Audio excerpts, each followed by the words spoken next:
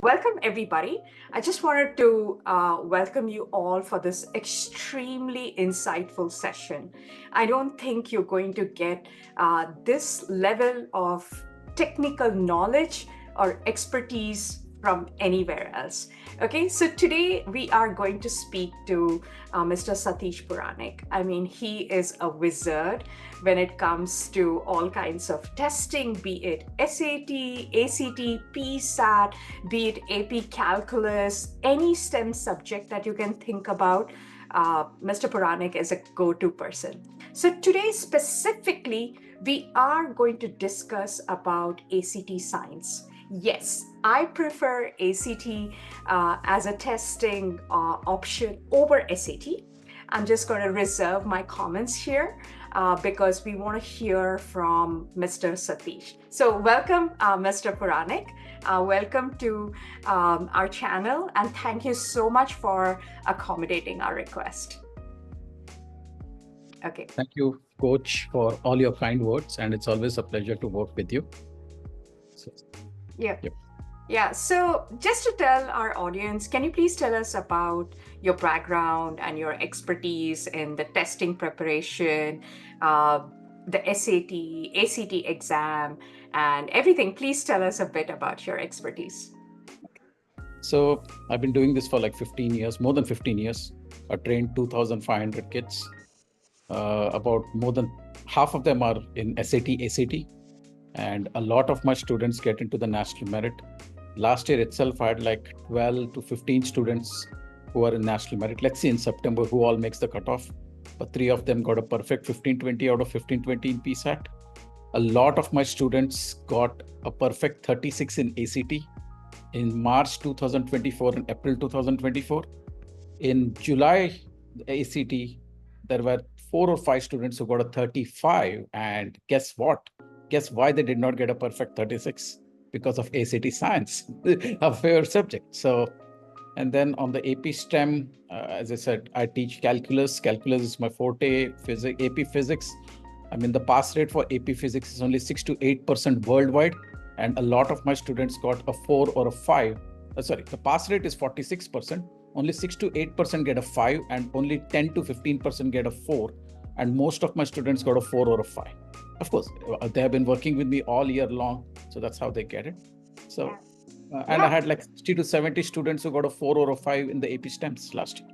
So excellent. Yes, it's all about, it doesn't matter how strong a student is. They always need expert guidance in answering the question. Not just that, it's like I always tell my students, if you have an expert or a coach, why not utilize their expertise, right? It's being efficient, right? It doesn't mean you're any less smart when you approach experts, right? So I completely agree with you. So wonderful stats that you have there. Could you please let our audience know what's so special about ACT Science? It's kind of intimidating for a few people. So could you throw some light on it? So what's the difference between SAT and ACT now? SAT is digital, ACT is not. ACT is fixed. SAT has English writing, English reading, and math. ACT also has English reading, English writing, and math, plus science. So let's think about it. Now, SAT is 2 hours, 10 minutes, or 2 hours, 20 minutes, however you look at with break. ACT is 3.5 hours almost. So which is the 4th paper that comes in? ACT Science. By the time the kid gets to ACT Science, they're mentally drained. So mental strength is required. Of course, you need the strategies, you need the understanding and all that. Secondly, what is ACT Science? Let's touch upon it. ACT Science is nothing but bar, charts, analysis, right? Data analysis. We have a full section for that in math, but this is way more complex than that. Even in English reading, you have something called as infographics, but those questions are only related to one table or one picture at the most. In ACT science, there will be 4 tables. You might have to jump between 4 tables, correlate them, right? Second thing, 35 minutes, 40 questions. There are 7 passages that you need to go through. And if you don't do it in the right order, if you just keep going one by one, a lot of students don't even complete the paper. Forget doing this. What is most required in ACT science? Of course, there are some strategies, some master strategies, but it requires a lot of your brain-eye coordination. You should be able to scan the table, scan the picture, scan the passages, annotate quickly, and connect all the dots. So when you have the perfect strategies, everything connects together, but it requires a lot of practice. More than English, I'll tell you. English is technically finite. I have those 175, 200 rules that you need to learn and then put it into the practice papers. But science, there is no 50 rules or anything like that. I can give 25 rules, but then it's all about your eye-brain coordination. And that takes a lot of practice. Excellent. Excellent. So thank you for giving that insight into ACT science. And also, let's speak about the July ACT disaster, right? I know a lot of my students were heartbroken over the recent curving anomaly. So could you please explain to the non ACT people, what is this ACT science curving? Even I'm stumped because I had a student who got a perfect 36 in everything else, but got a 34 in ACT science and he had only one wrong. Usually ACT science, they ignore that one mistake and give you a perfect score. But the curve was so harsh that he lost his full score. Well, he had a 35, so his overall average is now 35.25. If it was 35.5, he would have rounded up to 36. So now he's heartbroken because he lost his perfect score opportunity by 1 point. And no one understands, right? Everything else, all the other papers were good, but except this ACT science, and I had other 2 students who said they just got 2 wrong, but they must have got a 33 or 32. So my only guess is maybe the paper was way easier than the other ACT science papers, and that's why they had a very harsh curve. If it was a tough paper, they would have curved it the other way around. But I still feel my 2 cents. It was a little unfair to Exactly. people. Yep.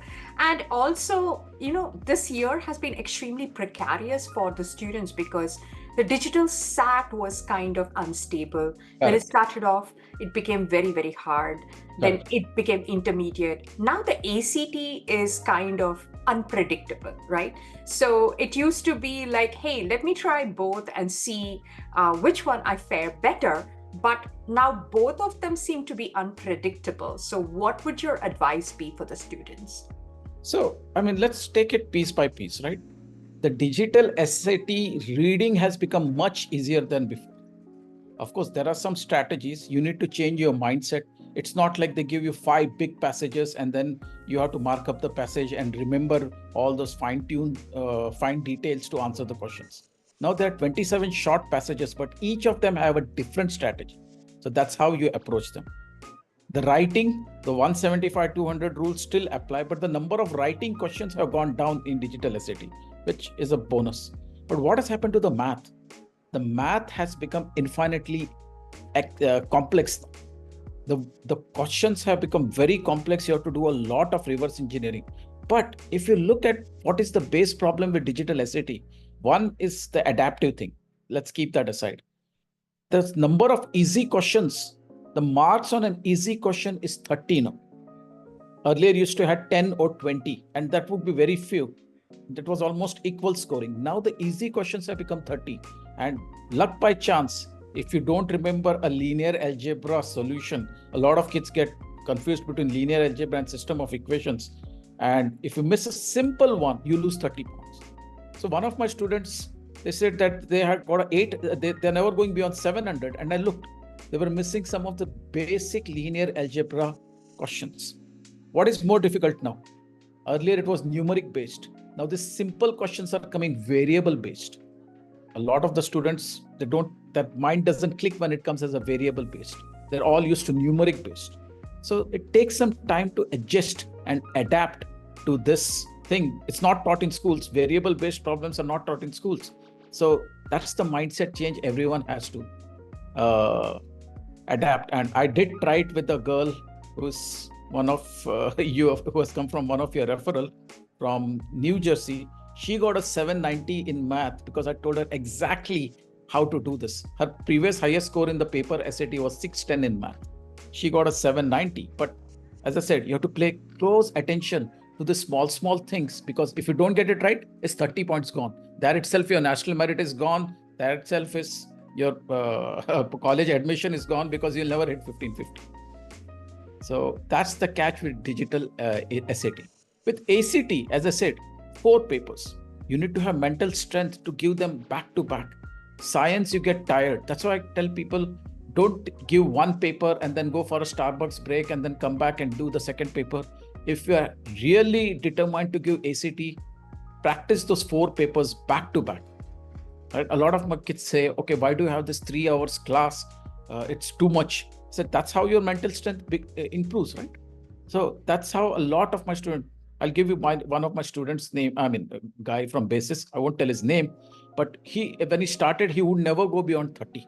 So I made him sit back to back ACT papers, 3 hours. And he was okay. He's a good friend. He didn't take it this thing. His score came out to be 35.25 from 30. And he said that the back-to-back testing that he did, that really helped him build his mental stamina. So that's one key to success in ACT. ACT is science. Now let's focus on that. It's not difficult. It's bar, charts, analysis.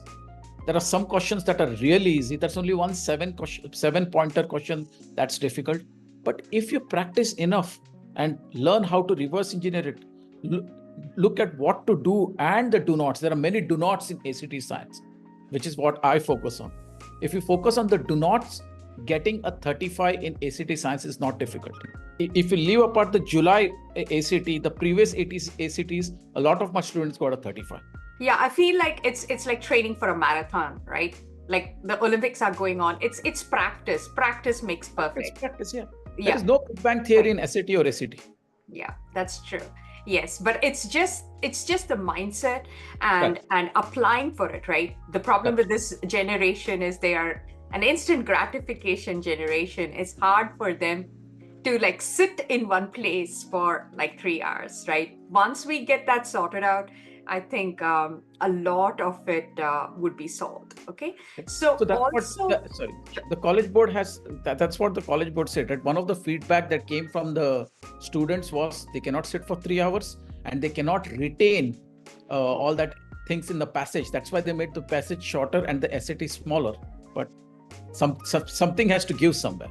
Sorry, didn't mean to cut you off. Yes. No problem. I really appreciate everything. And yes, we understood the sitting for 3 hours and everything.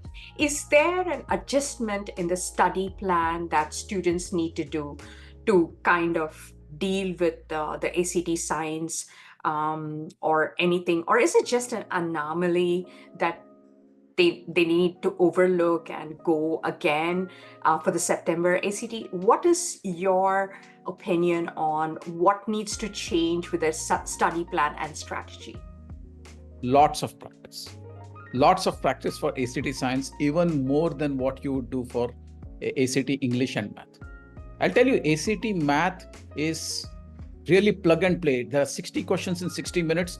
The first 40 questions or 45 questions, you can do it in 15 minutes. They're all like the low-hanging fruit. You can just pluck it.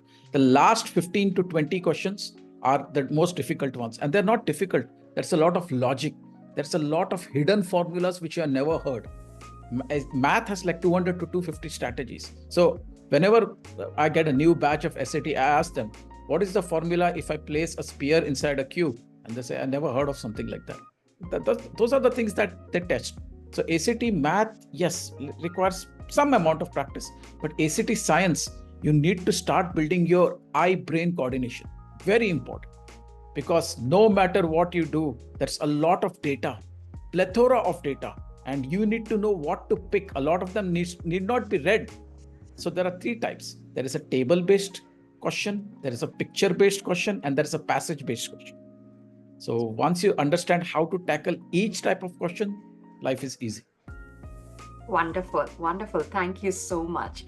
Right. And is there, I had some parents who were a bit enraged over the way the ACT went, and they were like, they wanted to take it up with the ACT organization. Is there a way that we can provide the feedback to the organization? Is it worth attempting this effort? I What are your advice? definitely think it is worth. I mean, I've also given a lot of my feedback to College Board in the paper SAT, and I don't know, it's only me they heard, but they did hear a lot of that feedback. So I'm sure if you give that feedback to act.org, they will also listen to it. Who knows? They might re-evaluate some of those papers. That's always an option, right? Yeah, that's true. Yes. Yes. And also, Mr. Puranik, based on your personal experience, have you seen anomalies in standardized testing before? Or what is your advice? Because for seniors applying to colleges, this is like go time.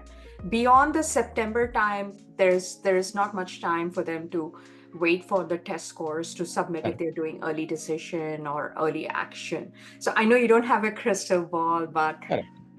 what is your experience and what is your expert advice on this? See, there will be some anomalies, right? But those are onesies, twosies. Yes, I have seen a very strong math curve at times, but that's the reason why we say attempt. They give you more than one attempt. Plan your SAT out so that you have multiple attempts, not multiple as in like 10 or something. At the most three. I don't recommend more than three. SAT allows super scoring. Now, ACT also allows super scoring, which is really good. So even worst case, I've seen a lot of students wait till the senior year and then they give one attempt for SAT. They say, we'll give it our best try. I love that part, but you never know what can happen, right? So phase it out. Do not take an SAT because that's a date. Start planning. I always ask my students to give the first SAT around December of junior year. Start from there. Your first goal should be the national merit in October, and then 2 to 3 attempts based on practice in the next year, so that if an anomaly comes, you average it out. Second, my goal in life is, if you know what you're doing, whether it's adaptive or paper SAT, if you know what you're doing, even the difficult paper is easy. If you don't know what you're doing, even an easy paper is hard. So if you practice enough, right? I mean, apart from the curve, give it your best shot and average it out. It will come through.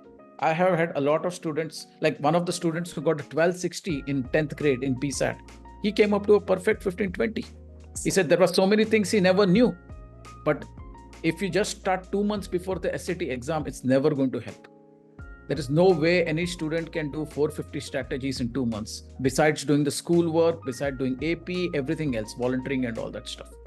Space it out, take advantage of the average.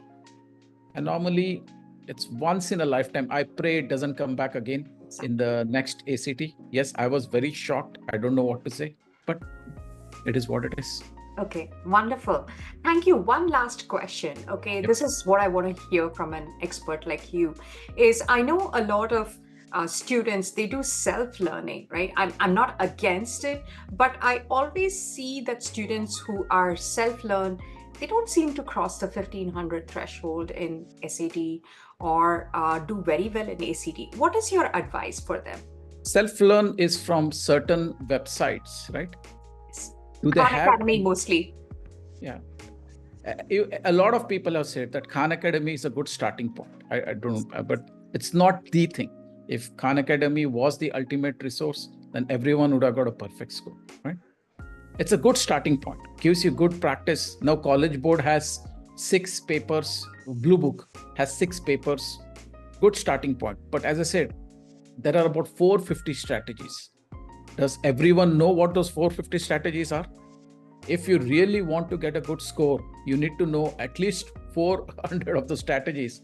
Second thing is familiarity with the questions. What happens? You go to a paper and read a question and you don't even know whether it is asking whether this is a circle question or a coordinate geometry question or a line question. Familiarity with the questions is very important. That's why you need someone who will train you on how to approach the SAT questions, right? And that's where the strategy really plays a very important part, whether it's English, reading, writing, math, or science. How to approach those questions. I have those 450 strategies, but which one to apply at what point? What are the key points to look for? What are the key words to look for? What are the triggers to look for? Those are the things that really play an important part in getting a perfect score. I gave you some examples of how people went from 30 to 35.5. That's exactly what I did with. But as I said, there is no magic wand. There is no Big Bang theory. It doesn't happen in 2 weeks. It takes some time. Exactly. Yeah, it is. Everything. It's like building muscles, right? Correct. Right? Right? It's like going to a Mr. Olympiad competition, or you're going to a bodybuilding competition. You need to build those muscles, define each of those muscles, which takes time, right? It's like you need a trainer, of course. You need to go to the gym. You need to have your diet right, and you've got to practice. It's not an overnight thing, right? Yeah. So yeah. Thank you so much, Mr. Puranik. Any parting words before we go? As I say, do not plan for an SAT because there is a SAT date. Only take an SAT or ACT when you're prepared. With PSAT, obviously, we only get one chance. And again, please remember, PSAT is only valid in the 11th grade. A lot of the students think they're given it in the 9th grade and 10th grade and they're done. Please don't do that mistake. A lot of students have missed out on national merit because of that. So please be aware of the timings. Please reverse engineer. Give yourself 6 months to prepare for it. And all the best. Wonderful. Thank you so much, Mr. Puranik. Your insight is like really incredible and invaluable, because nobody gets to the depth of something that is so specific and so important, right? We don't find tutors who give out the secrets, their secret sauce for either any of the components, or let us know that. But it's really, thank you so much for sharing valuable insight for specifically ACT science. Thank you.